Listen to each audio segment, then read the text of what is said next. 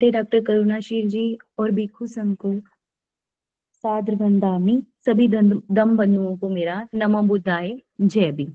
मैं पबजा बहुत गुरदासपुर से हूँ और मेरा आज का विषय है विद्यार्थियों को प्रज्ञावान बनने में धम की क्या भूमिका है। मतलब विद्यार्थियों को जो है दम कैसे प्रेरित करता है, कैसे शिक्षित करता है कि वो विद्यार्थी जो है प्रज्ञावान हो। इस विचार पे, इस टॉपिक पे चर्चा करने से पहले ये जानना अति आवश्यक है कि प्रज्ञावान या प्रज्ञाशील होने का अर्थ क्या है। प्रज्ञावान बनाने में जो धम्म की भूमिका है, अक्सर ही हम प्रज्ञा का अर्थ जो है विवेक, बुद्धि के इस्तेमाल को जो है हम ले लेते हैं, लेकिन बुद्धि का, विवेक का इस्तेमाल हर व्यक्ति हर कार्य क्षेत्र में करता है और अलग अलग रूप से करता है। वो नेगेटिव भी करता है पर पॉजिटिव तरीके से भी जो है अपने विवेक का, अपने बुद्धि का प्रयोग करता है, लेकिन इस चीज को हम प्रज्ञावान होना नहीं कह सकते हैं। प्रज्ञावान होने का अर्थ है विवेक का प्रयोग, बुद्धि का प्रयोग, अहंकार को त्याग कर कल्याण के लिए करना।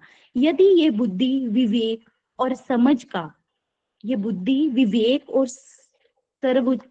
और समझ का जो सर्वोच्चतम जो है और शुद्धतम रूप जो है वो प्रज्ञा है। बुद्धि का सर्वोच्चतम और शुद्धतम जो रूप है वो ही प्रज्ञा है। प्रज्ञा बुद्धि का वह विकसित तथा सांस्कृतिक रूप है जो अध्ययन, अभ्यास, निरीक्षण से प्राप्त होता है। और एक प्रज्ञावान व्यक्ति किसी वस्तु या विषय के वास्तविक रूप को जो है वो सहज ही समझ जाता है कि वो असल में है क्या। प्रज्ञा से मनुष्य के गुणों और दोषों के बीच में मनुष्य को जो है वो अंतर करना आ जाता है, उसे समझ आ जाती है कि किसी वस्तु, किसी व्यक्ति विशेष के क्या गुण है या क्यों क्या दोष है, मुझे किन गुणों को जो ग्रहण करना है और किन दोषों को जो है मुझे छोड़ देना है। और जो प्रज्ञावान व्यक्ति होता है उसमें, उसकी जो विचारों में जो है वो स्पष्टता होती है, उसके जो विचार हैं वो जटिल नहीं होते। प्रज्ञा में हम हर बात को तथ्यों के आधार पर रखकर देखते हैं और अपनाते हैं। इस तरह प्रज्ञावान या प्रज्ञाशील होने का अर्थ है तर्कशील होना। हर तथ्य को, हर विचार को तर्कशीलता के आधार पर देखना ही प्रज्ञावान होना है। एक विद्यार्थी का चरित्र कैसा हो, आज हम विचार कर रहे हैं विद्यार्थी को प्रज्ञावान बनाने में जो धम्म की क्या भूमिका है। तो सबसे पहले हमें जानना होगा कि विद्यार्थी का चरित्र कैसा होना चाहिए। हम सब विद्यार्थी जीवन में से होके गुजरे हैं और कुछ विद्यार्थी हमारे साथ जुड़े होंगे, छोटे भी और बड़े भी। और हम जो भी व्यक्ति, हम चाहे वो फॉर्मल एजुकेशन से बाहर आ चुके हैं लेकिन फिर भी हम रोजाना जीवन में कुछ ना कुछ सीख रहे हैं, तो हम कहीं ना कहीं अभी भी विद्यार्थी ही है। तो एक विद्यार्थी में या एक व्यक्ति विशेष में क्या गुण होने चाहिए? हमें सम्मान, करुणा, मैत्री, आत्म अनुशासन, आत्म नियंत्रण, विश्वास, एकाग्रता, सत्यनिष्ठा, दृढ़ विश्वास, शक्ति और दृढ़ निश्चय जो है आदि गुण होने चाहिए। एक विद्यार्थी में ये गुण कब आएंगे? जब वह प्रज्ञावान होगा, वह तर्कशील होगा। अगर एक विद्यार्थी प्रज्ञावान नहीं है तो वह कभी भी आत्म नियंत्रण नहीं होगा, वो किसी भी बात के पीछे जो है वो बिना सोचे समझे लग जाएगा, किसी भी विचारधारा को वो है अपना लेगा। इसी तरह आत्म अनुशासन तब भी आएगा अगर एक विद्यार्थी या एक व्यक्ति प्रज्ञावान होगा। अगर व्यक्ति प्रज्ञावान नहीं है तो कभी भी अनुशासन में नहीं रह सकता। करुणा और मैत्री का संचार भी प्रत्येक व्यक्ति में प्रज्ञावान होने से ही आता है। दृढ़ विश्वास, स्वयं पर विश्वास भी प्रज्ञावान होने से ही आता है। जब हम तर्कशील होते हैं तो हम अपनी सफलताओं और असफलताओं के कारणों को भांप लेते हैं और उसके ऊपर चल के ही हम उनको ध्यान में रखकर ही अपने कार्य को करते हैं, जिससे हमें आत्मविश्वास जो है वो पैदा होता है। तथागत की एक देशना के अनुसार उन्होंने कहा है कि आप मुझे किसी व्यक्ति विशेष की संगति के बारे में बता दें, मैं उस व्यक्ति का भविष्य बता दूंगा। भाव हमारी संगति जैसी होती है वैसा ही हमारे में गुण आ जाते हैं और हम वैसा ही व्यवहार करने लगते हैं। एक सही साथी, मित्र, सहपाठी का होना जो है, उसका चुनाव जो है एक विद्यार्थी जीवन में विशेष महत्व रखता है। और एक प्रज्ञावान विद्यार्थी ही, एक प्रज्ञाशील विद्यार्थी ही सही मित्र का, सही सहपाठी का, सही धम बंधु का जो है अपने बंधु का जो है चुनाव कर सकता है। अब हमें, मैं जो आज का विषय है उसको खंड 4 में, जो धम्म ग्रंथ में खंड 4 है उसके आधार पर ही इलेबोरेट करूंगी। अब हमें अपने बच्चों पर रिस्ट्रिक्शन लगाने की कोई जरूरत नहीं है। अभी हम अपने बच्चों पर रिस्ट्रिक्शन लगाने की जरूरत नहीं है, क्योंकि अगर हम अपने बच्चों को धर्म का मार्ग बता देंगे तो उनमें पॉजिटिव चेंजेस खुद ब खुद ही आ जाएंगे, ऐसा मेरा विचार है। क्योंकि रिस्ट्रिक्शन लगाने से बच्चे जो है वो इरिटेट हो जाते हैं, वो गुस्सा हो जाते हैं और वो कार्यों में भाग लेना शुरू कर देते हैं जिनमें हम नहीं चाहते। अम, मैंने एक स्टूडेंट से बात करी, मैंने उनसे पूछा, वो 12th क्लास का स्टूडेंट था। मुझे पता चला कि 12th क्लास के कुछ स्टूडेंट्स जो हैं वो नशे नशे में पड़ गए हैं और टीचर्स के आगे जो है बोलते भी हैं। उनके पेरेंट्स को अगर कॉल करके स्कूल बुलाया जाए, कॉलेज बुलाया जाए, तो वो उनके सामने भी जो है मिसबिहेव करते हैं। मुझे ऐसा पता चलने पर मैंने उन बच्चों की क्लास में गई और मैंने उन विद्यार्थियों से बात की। तो मैंने एक एक विद्यार्थी को पर्सनली क्वेश्चन किया कि मुझे ऐसे पता चला है, तो इसका क्या कारण है। तो उन बच्चों के विचार के आधार पे ही मैं कह रही हूँ कि अगर हम अपने बच्चों को धर्म का मार्ग बता दें, अगर हम अपने बच्चों को धर्म का मार्ग बता दें तो हमें उन पे रिस्ट्रिक्शन लगाने की कोई जरूरत नहीं है। उन विद्यार्थियों ने कहा कि हमें जो टीचर हैं वो अननेसेसरी जो है पॉइंट आउट करते हैं। दूसरी बात, बच्चों के नशे में पड़ने का कारण ये बताया गया कि उनके जो सीनियर साथी हैं या उनके जो क्लासमेट हैं वो किसी ना किसी तरह से जो है वो नशे के चक्कर में पड़ गए हैं, तो वो दूसरों को भी उस चीज को जो है करने के लिए उत्साहित करते हैं। उसके बाद उन्होंने बताया कि जो हमारे पेरेंट्स हैं वो रेगुलर हम पे नजर नहीं रखते। पेरेंट्स को चाहिए कि वो बच्चों पे रेगुलर जो है नजर रखे। एडमिशन करवाने के बाद हमारे पेरेंट्स जो है रेगुलर पेरेंट्स मीटिंग अटेंड नहीं कर रहे। उसके बाद उन्होंने बताया कि जो है जब स्टूडेंट्स जो है झूठ बोलते हैं, स्कूल से बंक करते हैं, तो टीचर्स उनके झूठ को पकड़ लेते हैं। जब पेरेंट्स को कॉल किया जाता है तो कहीं ना कहीं पेरेंट्स भी अपने बच्चों के झूठ में साथ देते हैं। उनकी जो है उनके प्रभाव जो है स्कूल में कहीं कम ना हो जाए। और दूसरे अपने आस पड़ोसियों को ये दिखाने के लिए कि हमारे जो बच्चे हैं वो अच्छे स्कूलों में या कॉलेजेस में जा रहे हैं, अच्छी शिक्षा ग्रहण कर रहे हैं, तो वह झूठ बोलकर ही अपने बच्चों का जो है सम्मान जो है वो बढ़ाने की कोशिश करते हैं। उनका जो है उनके झूठ सच में भी जो है वो साथ पेरेंट्स देते हैं। ये सब कारण वो बच्चे ने बताए। तो धम्म ग्रंथ में क्या लिखा गया है कि प्रज्ञावान बनो, नयाशील बन रहो और अच्छी संगति करो। इसमें अच्छी संगति की बात जो है विद्यार्थियों को और सबके लिए कही गई है। उसके बाद लिखा गया है यही बौद्ध जीवन का मार्ग है। भाव कि बौद्ध जीवन में जब हम न्यायशील होंगे, अपने कर्तव्यों के प्रति, अपने कामों के प्रति हम अच्छी संगति करेंगे तो हम प्रज्ञावान ही होंगे।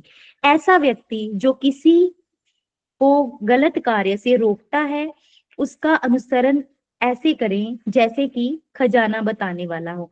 तो कितनी अच्छी बात कही गई है कि जो भी हमारे, चाहे अध्यापक हैं, चाहे माता पिता हैं, हमारे आस पड़ोस वाले हैं, हमारे मित्र हैं, जो भी व्यक्ति हैं, अगर वो हमें किसी बुरी कार्य से रोकते हैं तो हमें उनका अनुसरण इस तरह से करना चाहिए कि जैसे वो हमें कोई खजाना बताने वाले हों। तो विद्यार्थी भी अगर अपने अध्यापक का, माता पिता का अनुसरण ऐसे ही करें तो वो श्रेष्ठ मार्ग की ओर ही बढ़ेंगे। वो रास्ता जो सही हो, वो मित्रों को, प्रियजनों को अच्छा लगता है, लेकिन दुर्जनों को नहीं।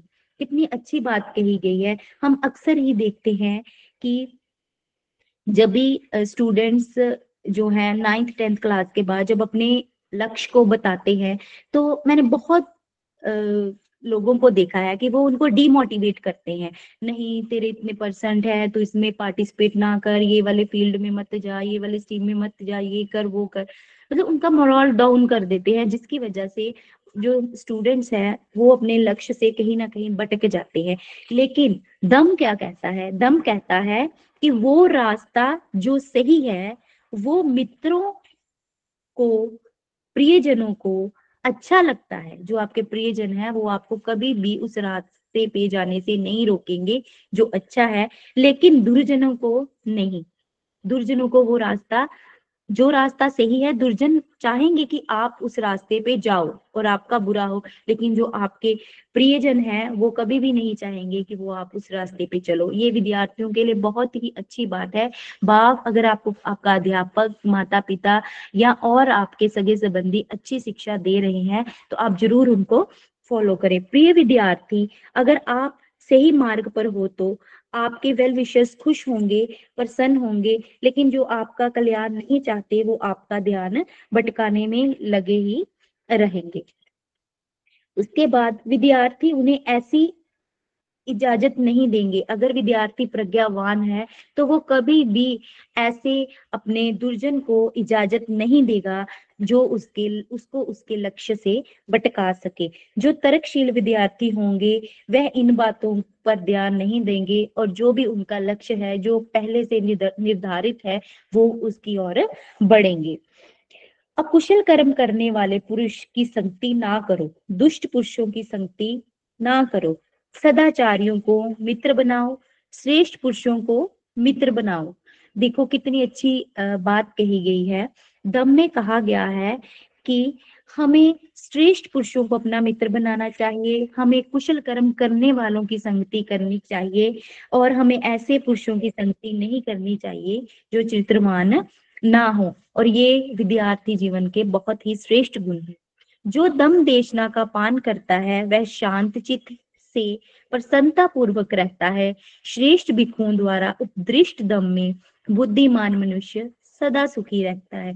देखो विद्यार्थी जीवन में प्रसन्नचित होना, मन का खुश होना जो है बहुत महत्व रखता है। एक व्यक्ति जो टेंशन फ्री है, जिसका मन खुश है, वो प्रसन्न है, वो अपनी पढ़ाई पे और अन्य कार्यों पे बहुत अच्छे से जो है वो ध्यान केंद्रित कर सकता है। और यहाँ बताया गया है दम ग्रंथ में कि दम देशना का पान करने वाला, अगर विद्यार्थी जो है दम के अनुसार अपना जीवन डालेगा, दम के अनुसार अपना जीवन यापन करेगा, तो उसका मन जो है वो शांत ही रहेगा, वो प्रसन्नचित ही रहेगा। और भिक्षुओं द्वारा जो मार्ग बताया गया है, अगर उनके जीवन में कोई प्रॉब्लम्स है, अगर वो भिक्षु के साथ शेयर करेंगे तो कहीं ना कहीं वो उनके जीवन की जो है कठिनाइयां उनको पार करने में उनकी सहायता करेंगे। और ऐसा जो विद्यार्थी है हर एक क्षेत्र में जो है वो उपलब्धि हासिल करेगा। जैसे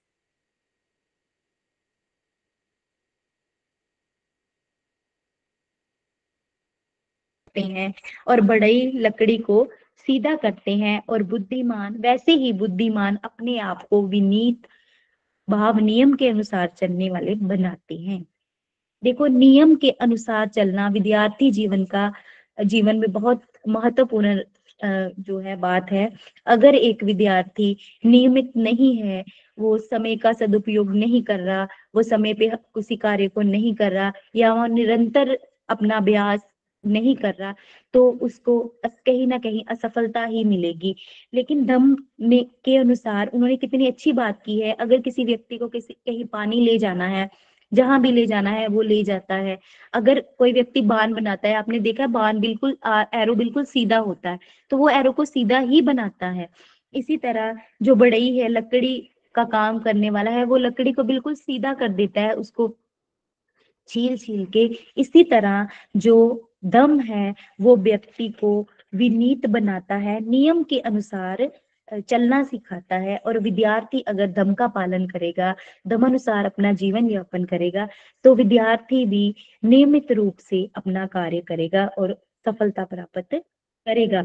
जिस प्रकार ठोस पर्वत हवा के झोंके से नहीं गिरता, उसी प्रकार बुद्धिमान निंदा और प्रशंसा से विचलित नहीं होते। हमने देखा है कि बहुत से विद्यार्थी जो है, अगर उनको कह दिया जाए कि आपने ये अच्छा नहीं किया, या बार बार उनको एक चीज को लेके कहा जाए कि आप ये कर ही नहीं सकते, आप कर ही नहीं पाओगे, हमने देखा है कि उनका परफॉर्मेंस जो है वो डाउन चला जाता है। हम अपने बच्चों को घर में भी देखें, अगर उनको किसी एक बात के लिए बार बार बोला जाए तो वह कहीं ना कहीं उनका मोराल जो है वो डाउन हो जाता है। धम्म में कितनी अच्छी बात कही गई है कि जैसे ठोस पर्वत हवा के झोंकों से उसको कोई फर्क नहीं पड़ता, वो अडिग रहता है, गिरता नहीं है, उसी प्रकार जो विद्यार्थी है उसको निंदा और प्रशंसा से कोई फर्क नहीं पड़ना चाहिए। बस उसका लक्ष्य जो है, उसने अपने जीवन का जो लक्ष्य है वो क्या है, उसकी ओर बढ़ते रहना चाहिए और निरंतर प्रयास करते रहना चाहिए कि जो भी उसके माता पिता, उसके शिक्षक उसको सिखा रहे हैं, वो अपने प्रयासों से उस चीज को सीख पाए। दम सुनने के पश्चात बुद्धिमान जन एक गहरी, धीर और शांत झील की तरह स्वच्छ हो जाते हैं। इस प्रकार दम विद्यार्थियों में ठहराव लाता है। दम को सुनने वाले विद्यार्थी अपनी बुराई और प्रशंसा से प्रभावित नहीं होते, अपने लक्ष्य की ओर बढ़ते रहते हैं। विद्यार्थियों में अंकों को लेकर जो तनाव होता है वो दम की शिक्षाएं सुनने से शून्य हो जाता है। हम देखते हैं जब भी रिजल्ट्स के दिन होते हैं, नतीजों के दिन, तो आए दिन न्यूज़पेपर में आता रहता है कि इसने सुसाइड कर लिया, इसके कम नंबर आए, उसने सुसाइड करने की कोशिश की। उस चीज अंकों को लेकर विद्यार्थी के मन में जो है तनाव है। लेकिन दम जो है, जब एक विद्यार्थी चाहे दूसरे व्यक्ति, अगर वो धम का अनुसरण करेंगे तो उनके दिमाग में जो है वो तनाव का जो है या अपनी बुराई का प्रभाव नहीं होगा। वह उनका तनाव जो है वो शून्य हो जाता है, क्योंकि विद्यार्थी समझ जाता है कि उनका लक्ष्य क्या है। एक विद्यार्थी का, मैं माता पिता को भी ये बात समझाना चाहती हूँ, कभी कभी हमारे जो पेरेंट्स हैं वो क्या करते हैं कि अगर बच्चे के 0.25 नंबर भी किसी से कम आ गए तो वो स्कूल में आके उनकी जो है आंसर शीट्स देखना शुरू कर देते हैं। जिनके नंबर ज्यादा होते हैं या कम होते हैं, उनके दिमाग में पोजीशंस को लेके, रैंक्स को लेके एक बहुत कम्प्लेक्स होता है। हमारा देखिए, हमारा लक्ष्य बच्चों को नंबर बढ़ाना नहीं है, हमारा लक्ष्य क्या है, बच्चों का जीवन श्रेष्ठ हो। लेकिन हम खुद भी तनाव में आ जाते हैं, बच्चों को भी तनाव में डाल देते हैं, जिसकी वजह से हमारे बच्चे जो हैं वो कॉन्फिडेंट फील नहीं करते और कहीं ना कहीं वो गलत कदम भी उठा देते हैं। लेकिन दम क्या कहता है कि जो व्यक्ति धम्म की देशनाओं को सुनते हैं वह अपनी बुराई और प्रशंसा से प्रभावित नहीं होते और उनका तनाव जो है वो शून्य हो जाता है। और हमने बच्चों को यही समझाना है कि हमने किसी से मुकाबला नहीं करना, फर्स्ट सेकंड थर्ड पोजीशन पे आके मुकाबला नहीं है। मुकाबला किस चीज का है कि हमारा जीवन जो है पहले से बेहतर हो, हमारा जीवन पहले से श्रेष्ठ हो, हमारा जीवन सुखद हो। देखिए, हमारा जब हम एक नर्सरी क्लास में किसी बच्चे का एडमिशन करते हैं, बीइंग अ पेरेंट्स मैं आपसे बात कर रही हूँ, मैंने नर्सरी क्लास में एडमिशन करवा लिया, मेरा लक्ष्य क्या है? मोस्टली जो पेरेंट्स का होता है, हम यही देखते कि बच्चा फर्स्ट आ जाए, बच्चा सेकंड आ गया, बच्चा थर्ड आ गया, उसने ये किया ये नहीं किया, बस पढ़ाई पे ध्यान देते हैं। हमने कभी भी अपने बच्चों की इस बात पे ध्यान नहीं दिया कि हमारा बच्चा जो है वो सहनशील है, वो विनम्र है। अगर उसको कोई चीज ना मिले, क्या उसमें जो है वो पेशेंस है? इस बात पे हम ध्यान देना ही भूल गए। हमारा लक्ष्य बस अंक हो गया कि अंक बढ़ाने हैं बच्चों के। तो हमें इन बातों में उलझना नहीं है, हमें जो है बच्चों को भी समझाना है और खुद भी इस बात को समझना है। और दम इस चीज की शिक्षा बहुत अच्छे से देता है। सत्य पुरुष सभी परिस्थितियों में सम बने रहते हैं, वह वासनाओं की तृप्ति के लिए अपना मुंह नहीं खोलते, वह चाहे सुख का अनुभव करे अथवा दुख का, वह आनंदित या उदास भाव उत्पन्न नहीं करते। हमने देखा है कि विद्यार्थी जब किशोर अवस्था में होते हैं, जब कॉलेजेस में जाते हैं, यूनिवर्सिटीज में जाते हैं, इवन कि छोटे बच्चे भी, जब वो स्कूल में आकर्षित स्टेशनरी देख लेते हैं दूसरे बच्चों के हाथ में, उनका बैग देख लिया, उनका अच्छा पेंसिल बॉक्स देख लिया, या उनकी बर्थडे पार्टी की फोटोज देख ली, कुछ ऐसा। या फिर कॉलेजेस में जब विद्यार्थी ये देख लेते हैं कि उसके पास ये वाली गाड़ी है, ये वाली बाइक है, तो वो पेरेंट्स को अक्सर तंग करना शुरू कर देते हैं। लेकिन दम में, अगर हम अपने बच्चों को दम में आने की शिक्षा दें, बच्चे दम में आएंगे तो वो क्या सीखेंगे, कैसे कितने अच्छे से बताया है कि सत्य पुरुष सभी परिस्थितियों में सम बने रहते हैं। दम विद्यार्थियों को, बच्चों को क्या शिक्षा देता है कि हमें हर परिस्थिति में सम बने रहना है, अपनी वासनाओं की तृप्ति के लिए मुंह नहीं खोलना। और उसके बाद क्या लिखा गया है, सुख का अनुभव करें, अपने दुख में, सुख और दुख में जो है आनंदित या उदास भाव को उत्पन्न ना होने दें। तो अगर हम बच्चों को धम्म की शिक्षाएं देंगे तो हमारे बच्चे कभी भी किसी दूसरे व्यक्ति के पास जो वस्तुएं हैं, मटेरियलिस्टिक वस्तुएं हैं, उनको देख के या वो जो है प्रभावित नहीं होंगे। वो सामान्य अपने पेरेंट्स की आर्थिकता के अकॉर्डिंग ही बात करेंगे। उसके बाद है जैसे तथागत क्या कहते हैं, कहते हैं हमारी जो इच्छाएं हैं वो अनलिमिटेड है, और उनकी तृप्ति करना जो है वो मुश्किल है। हम सभी इच्छाओं की तृप्ति एक बार में तो नहीं कर सकते, और एक इच्छा पूरी होते ही दूसरी इच्छा जो है वो जागृत हो जाती है, और हमारी इच्छाएं पूर्ति ना होने की वजह से हम दुखी होते हैं। तो ये सबके लिए है, अगर हमारी इच्छा पूरी नहीं होती तो हम दुखी होते हैं। और दम हमें क्या सिखाता है कि हमें किसी भी जो है सिचुएशन में हमें अ, दुख और सुख के अनुभव को एक सा ही रखना है। जब तक अकुशल कर्म पकता नहीं तब तक मूर्ख मनुष्य इसे मधु की तरह मधुर समझता है, लेकिन जब अकुशल कर्म पकता है तो मूर्ख मनुष्य दुखी होता है। देखिए विद्यार्थियों के बारे में, जैसे विद्यार्थियों को अक्सर मैं अध्यापिका हूँ, तो हम अक्सर ही कहते हैं बेटे ऐसे ना करो, बात पे ध्यान दो, जो पढ़ाया गया है उसको समझो। हम कभी जब मॉरल वैल्यूज सिखाते हैं बच्चों को, बताते हैं बेटे ऐसा नहीं करना, वैसा नहीं करना, तो हम बहुत सी बातें बच्चों को सिखाते हैं। लेकिन बच्चे क्या है, बच्चों को क्या अच्छा लगता है, कक्षा में शरारतें करनी, अपने दोस्तों के साथ घूमना, ज्यादा समय खेलना। इवन के बच्चे छुट्टी के बाद भी अपने घर से दोस्तों के साथ जो है चले जाते हैं। जैसे मैंने पहले शुरुआत में ही बताया, नशों में पड़ जाते हैं, बुरी आदतों में पड़ जाते हैं। इवन कि वो जो मेल फीमेल्स स्टूडेंट्स हैं वो एक दूसरे को तंग परेशान भी करते हैं। तो ये सब चीजें जो है बच्चों में आ जाती हैं। लेकिन अगर हम बच्चों को ये बात समझाएं कि धम्म क्या कहता है, कि जो अकुशल कर्म है जब शुरू होते हैं, जब हम शुरू शुरू में करते हैं, जैसे एक विद्यार्थी है, उसको खेलना अच्छा लगता है, वो सारा दिन खेलता रहता है, उसको बहुत मजा आता है। लेकिन जब उसका टेस्ट है, उसका एग्जाम है, जब उसमें 0 नंबर आता है, तो उससे दुखी व्यक्ति कोई नहीं है। तो धम्म क्या कहता है, दम क्या कहता है कि अकुशल कर्मों का जब फल पकता नहीं जितनी देर तक, उतनी देर तक हमें बहुत मधुर लगता है। लेकिन जब उसका फल पक जाता है तो हम मनुष्य दुखी हो जाता है। विद्यार्थी का जीवन भी ऐसा है। जब विद्यार्थी अपने साथियों के साथ घूमना फिरना और बाकी कार्य करना बहुत पसंद है उन्हें, लेकिन जब उनका दुष्प्रभाव उनके जीवन पे पड़ता है, जब वो जीवन में कहीं ना कहीं पीछे रह जाते हैं, तब उन्हें एहसास होता है कि वो गलत कार्य थे, हमें तो कहीं और जाना था, हम तो कहीं और ही पहुंच गए।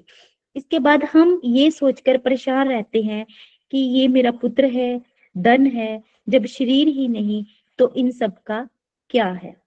कितनी अच्छी बात कही गई है कि हम जो पेरेंट्स हैं, हम क्या कहते हैं, ये हमारा पुत्र है, मेरे पास धन है, ये इसको ये नहीं लेके दूंगी तो फिर क्या फायदा, इकलौता पुत्र है, इसकी सभी इच्छाएं पूर्ण करो। लेकिन आप देखो, अगर उसमें सही विचार नहीं होंगे, उसका जीवन ही सही नहीं होगा, अगर हमारा शरीर ही नहीं अच्छा होगा, तो जो हमारा धन है वो किसी कार्य का नहीं है। बिना मकसद के जागने वाले के लिए रात लंबी होती है। बिना मकसद जागने वाले के लिए रात लंबी होती है। थके हुए के लिए जोजन, सच्चे दम को ना जानने वाले मूर्ख के लिए जीवन लंबा हो जाता है। देखिए कितनी अच्छी बात कही गई है। जब एक विद्यार्थी एग्जाम के दिनों में रात रात तक जागता है, पढ़ता है, एग्जाम देता है, अच्छे नंबर आते हैं तो कितना सुखद अनुभव करता है। लेकिन अगर बिना मकसद के किसी दिन विद्यार्थी को जागना पड़े तो वो रात कितनी लंबी लगती है। इसी तरह दम को जो व्यक्ति नहीं जानता, मूर्ख है, वो ऐसे दुखों में उलझा रहता है, ये चीज को पालूं, वो चीज को पालूं, उसको इस चीज की अनुभूति ही नहीं है।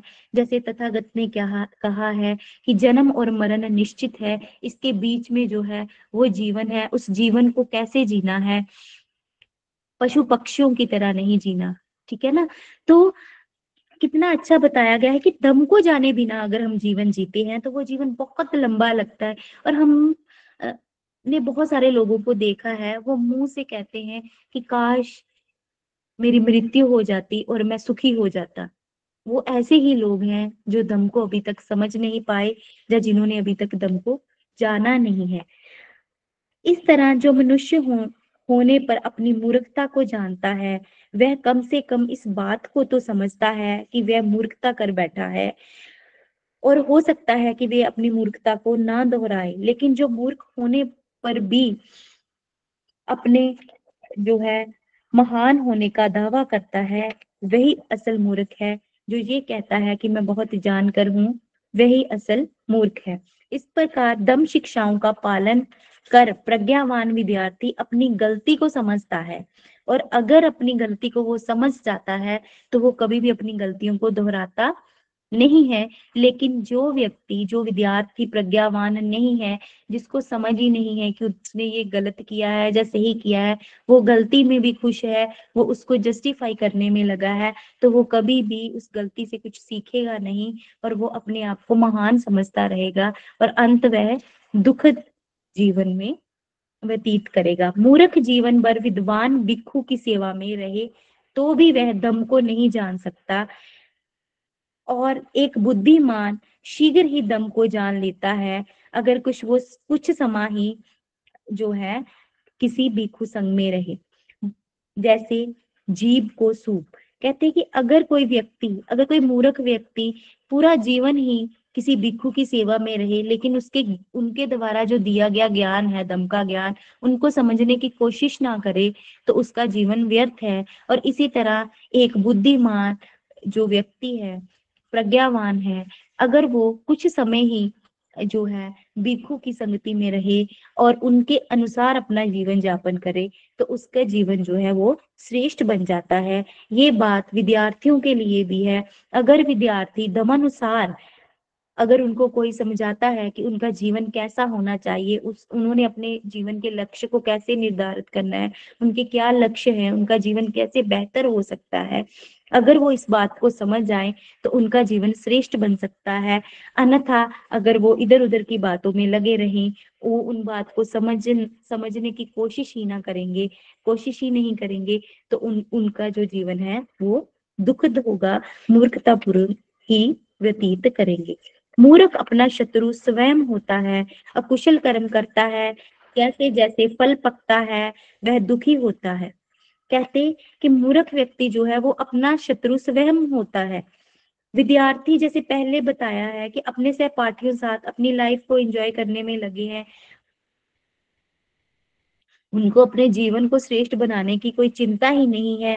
लेकिन जैसे अंत में मैंने पहले भी बताया कि जब उनको फल पकता है तो वो दुखी होते हैं, जब उनको अपने अकुशल कर्मों का फल मिलता है तो वो दुखद होते हैं। मूर्ख झूठी ख्याति चाहते हैं, भिक्षु में बड़ा बनना चाहते हैं, विहारों में स्वामित्व चाहते हैं, दूसरे कुलों में पूजन चाहते हैं। बाल पक जाने से वृद्ध नहीं होता, बिना बुद्धिमता के, प्रज्ञा के बुद्धि मूर्ख मूर्ख है। देखो इसमें कहा गया है कि जैसे कोई व्यक्ति के बाल सफेद हो जाए तो वो बुद्धिमान नहीं होता, बस उसके बाल ही सफेद हुए हैं। बुद्धिमान होने के लिए प्रज्ञावान होना जरूरी है। बिना बुद्धि के, बिना प्रज्ञा के जो है व्यक्ति मूर्ख रहता है।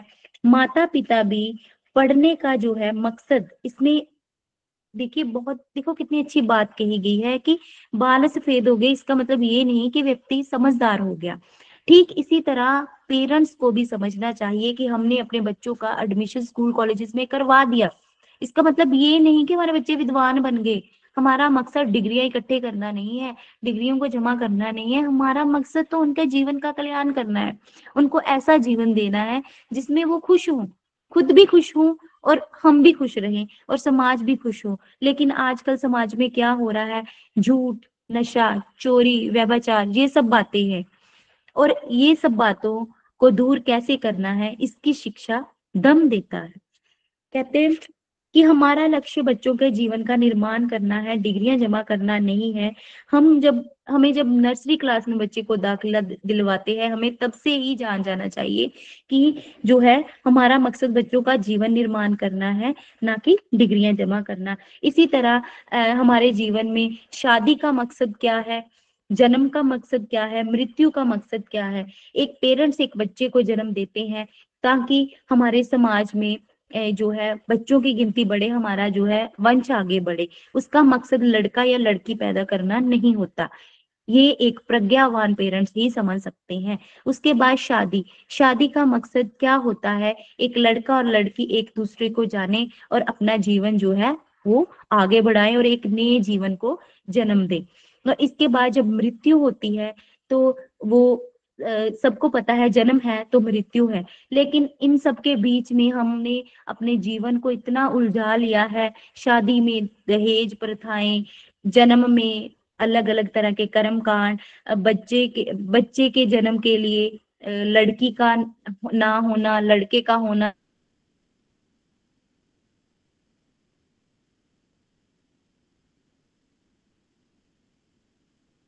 जो धर्म का अनुसरण करता है वही प्रज्ञावान व्यक्ति जो है वो कहलाता है।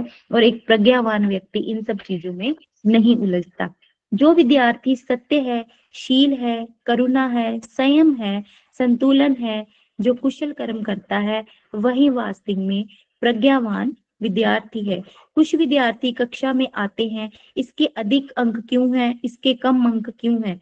इसके मामले में धम्म क्या कहते हैं, धम्म में क्या लिखा है, ईर्ष्यालु, कंजूस, बेईमान मनुष्य अधिक बोलने से या खुद को श्रेष्ठ बताने से आदरणीय नहीं होता। भाव, बड़े स्कूलों कॉलेजों में एडमिशन लेने से हम विद्वान नहीं कहलाएंगे। विद्वान कहलाने के लिए हम में और गुणों का होना भी जरूरी है। जीवन निर्माण के लिए गुणों का संचार जो है वो बहुत ही जरूरी है। अच्छे गुणों का संचार हमारे जीवन में बहुत महत्व रखता है। कम बोलना, अधिक सुनना एक विद्यार्थी की विशेषता है। विद्यार्थियों को कम बोलना और अधिक सुनना चाहिए। धम्म ग्रंथ में क्या लिखा है, बहुत बोलने से कोई विद्वान नहीं होता, जो थोड़ा सुन दम का आचरण करता है, दम में असावधानी नहीं करता, वही असली दम्मक है। देखो कितनी अच्छी बात कही गई है विद्यार्थियों के लिए कि अगर हम ज्यादा बोलते हैं तो हम विद्वान नहीं हैं, लेकिन अगर हम अच्छे विचारों के अनुसार अपना जीवन जी लेते हैं तो हम जो है अच्छे जो है विद्यार्थी कहलाएंगे। अच्छा हमारा जो है वो जीवन होगा।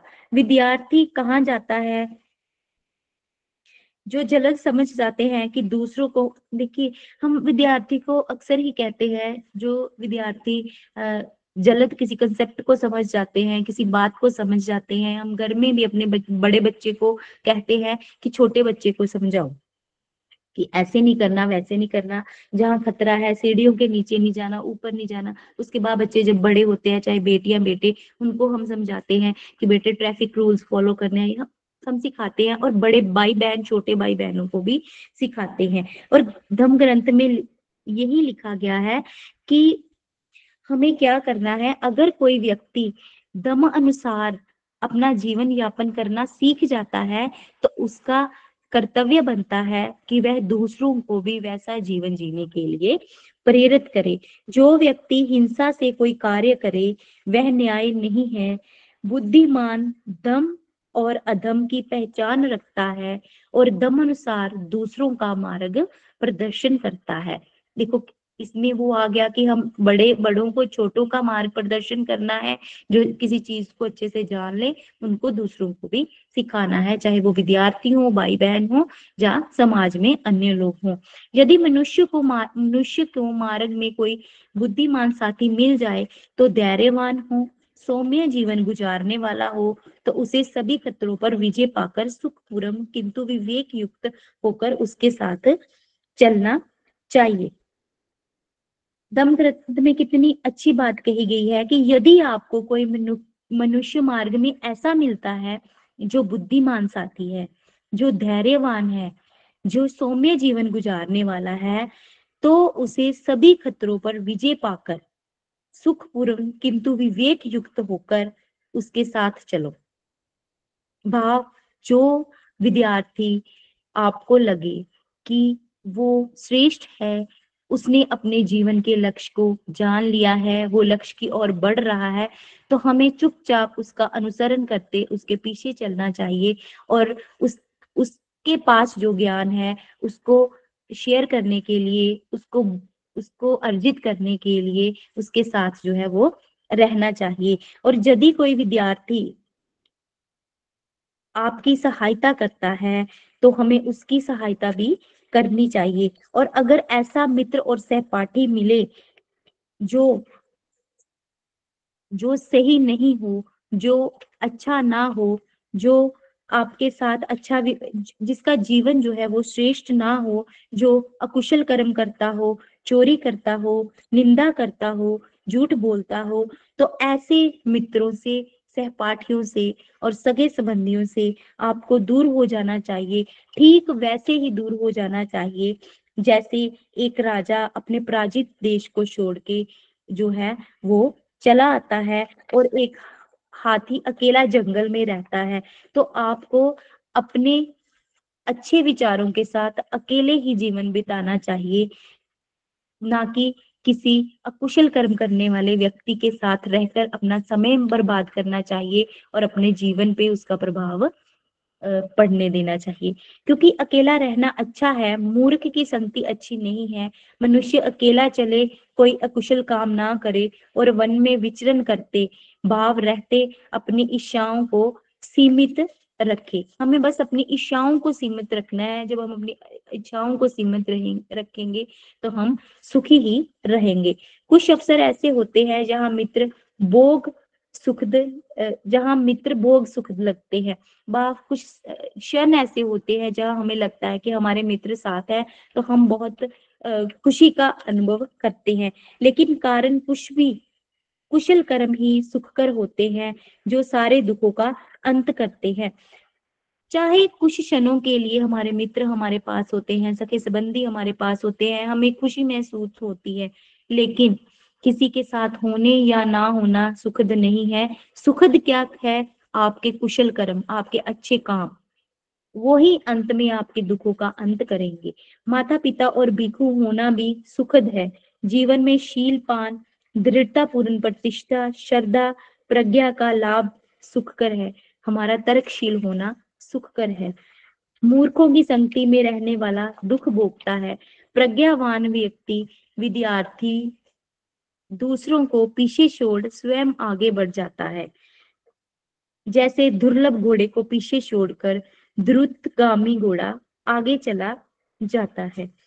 इसी तरह जो है दम हमें धैर्य, मुश्किलों का सामना करना, मैत्री सिखाता है, दूसरों की सहायता करना सिखाता है, हमारे में और कुछ और सीखने की जो है लालसा उत्पन्न करता है।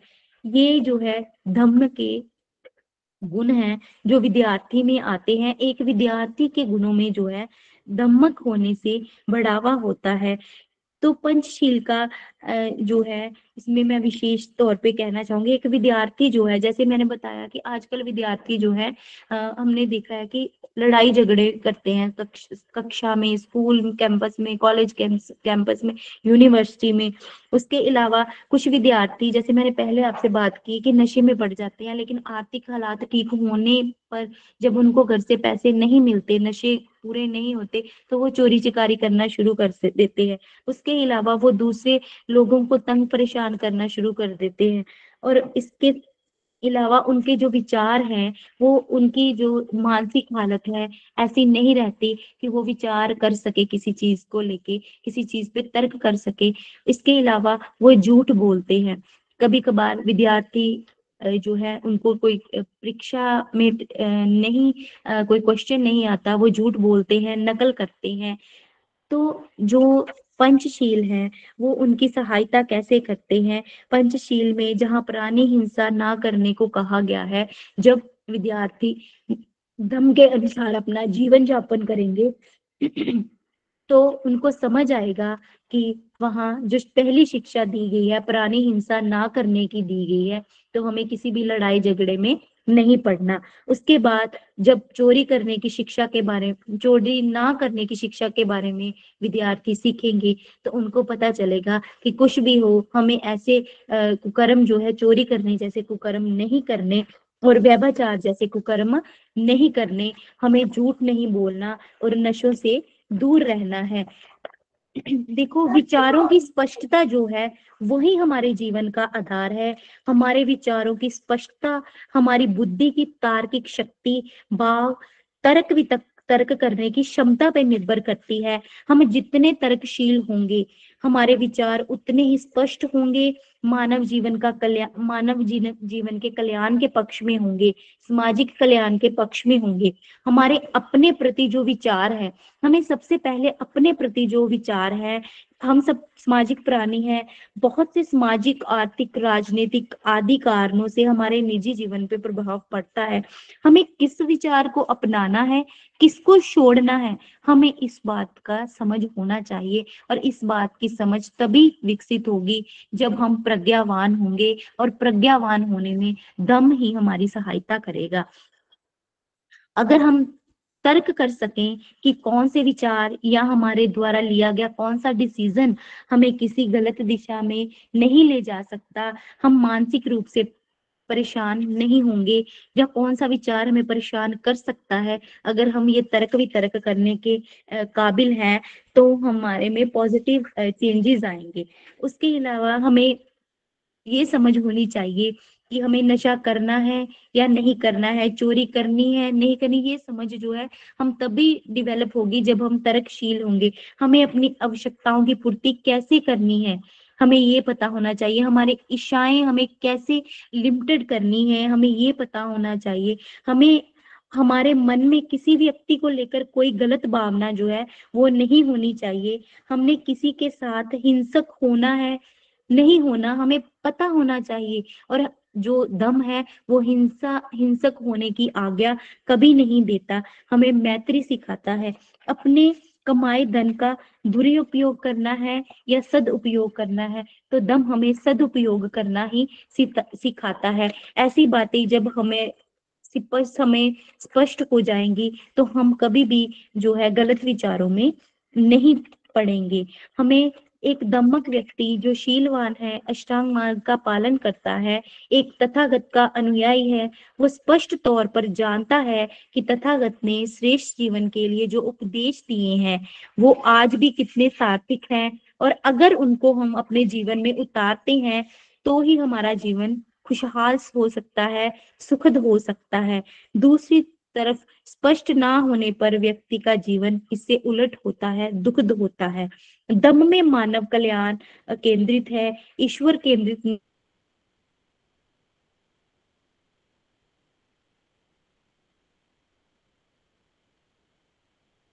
ईश्वर की ओर बढ़ेगा, तो वो हमेशा ही जो है वो एक दुर्विचारों में पड़ा रहेगा, उसका जीवन दुखद होगा, वो उलझनों में ही पड़ा रहेगा।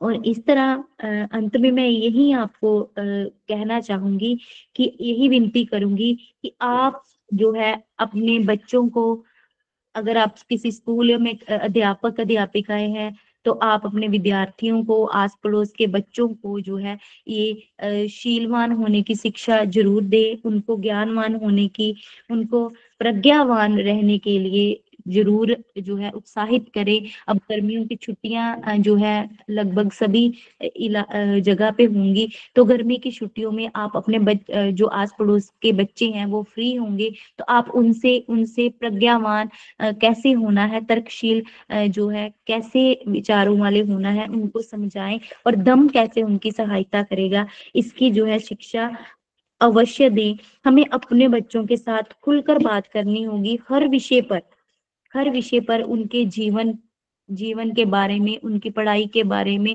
जब वो किशोर अवस्था में आते हैं, उनमें जो फिजिकल चेंजेस आते हैं, उनको जो उनके उनमें जो मानसिक बदलाव आते हैं, उनका जो अपने क्लासमेट्स के साथ बिहेवियर है, उनका बाहर के लोगों के साथ, रिश्तेदारों के साथ, भाई बहनों के साथ, इन सब पे हमें खुलकर बात करनी होगी। और सबसे जरूरी बात जो मैंने कहनी थी कि बच्चों में अक्सर होता है कि पेरेंट्स की बॉन्डिंग हमारे साथ नहीं है, पेरेंट्स हमें टाइम नहीं देते, पेरेंट्स हमें समय नहीं देते। तो मेरी सभी माता पिता से यही विनती है कि अपने बच्चों को समय दें, और उस समय में ज्यादा से ज्यादा धम्म पर चर्चा करें, धम्म की बातें करें। धम्म में, धम्म ग्रंथ में सभी जो है आपकी समस्याएं उनका हल है। अगर आप अपने बच्चों के साथ दिन में आधा पौना घंटा भी समय बिताएं, उन धम्म पर चर्चा करें, उनको धार्मिक विचारों के बारे में बताएं, तो यकीनन ही उनका जो जीवन है वो श्रेष्ठ होगा। वो उनके विचार जो है वो शुद्ध होंगे और उनका जीवन सुखद होगा।